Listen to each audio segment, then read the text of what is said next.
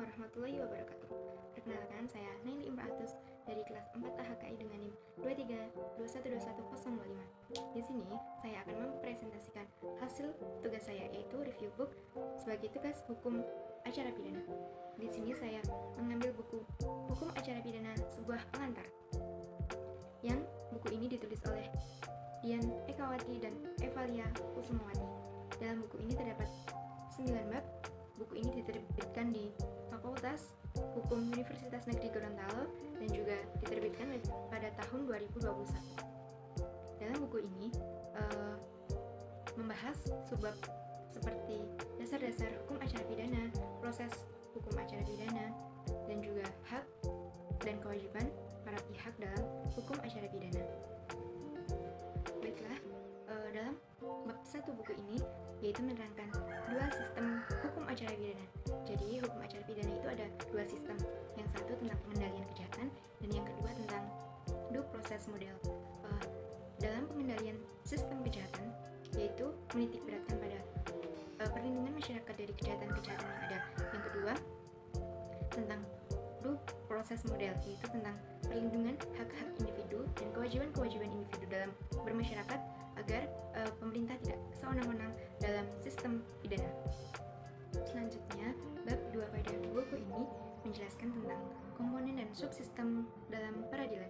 Di sini dalam buku ini menerangkan tentang unsur-unsur yang ada dalam hukum acara pidana.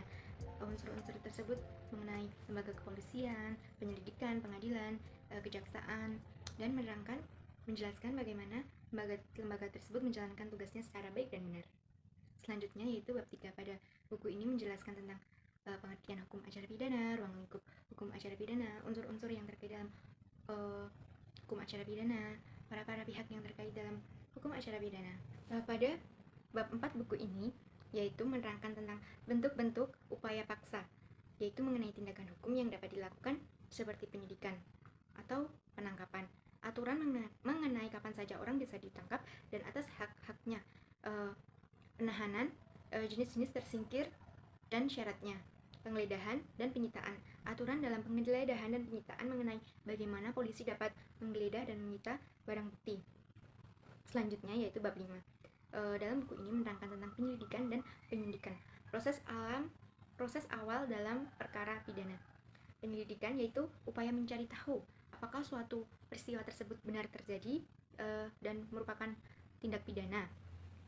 Yang kedua yaitu penyidikan. Penyidikan yaitu merupakan pengumpulan alat bukti untuk menemukan siapa tersangka dan membuktikan apakah tersangka tersebut benar-benar melakukan tindakan.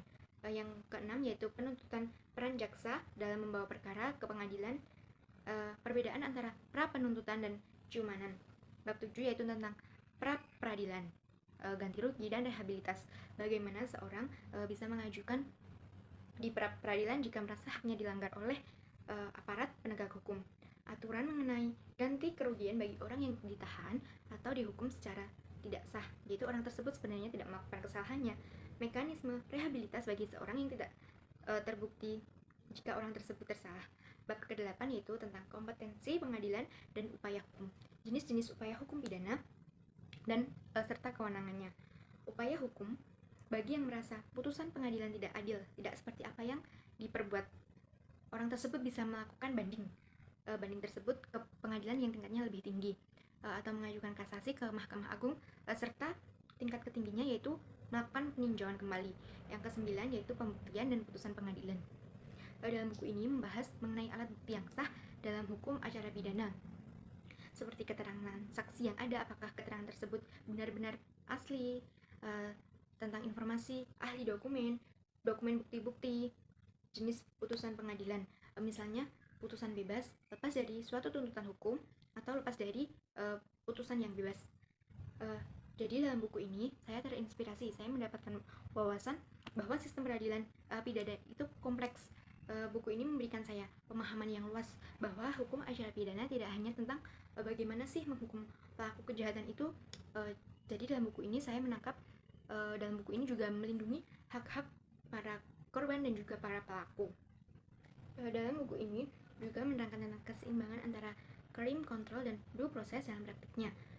Sistem hukum harus melihat keseimbangan harus melihat keseimbangan antara efektivitas penegak hukum atau aparat hukum, crime control model, dan juga perlindungan atas hak-hak individu, due process model.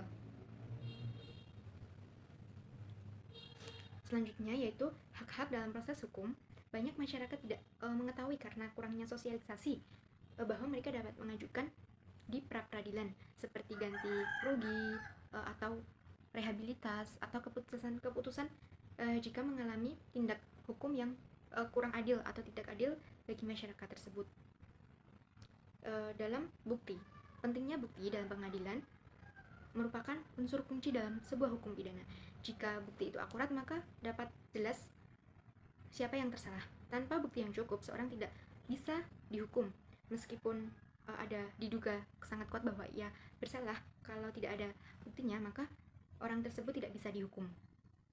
Dalam buku ini, setelah saya membaca, saya dapat melihat kekurangan dan kelebihan buku ini ditulis menggunakan bahasa yang mudah saya pahami tentang hukum-hukum acara pidana. Buku ini memiliki struktur yang sangat rapi, disusun dengan alur yang logistik dari awal penulisan hingga akhir. Di sini saya dapat menangkap jelas bagaimana proses hukum. Buku ini sangat berarti untuk saya sebagai mahasiswa hukum untuk mengetahui bagaimana proses atau tahap awal hingga akhir dalam hukum acara pidana. Selanjutnya yaitu kekurangan buku ini. Setelah saya membaca, buku ini kurang menyajikan contoh atau kasus-kasus. Akan lebih baik jika buku ini lebih banyak contoh kasus yang nyata sehingga saya lebih bisa langsung memahami gitu loh. Karena saya membaca harus kayak sekali atau dua kali, saya harus benar-benar fokus agar saya dapat menangkap maksud buku ini.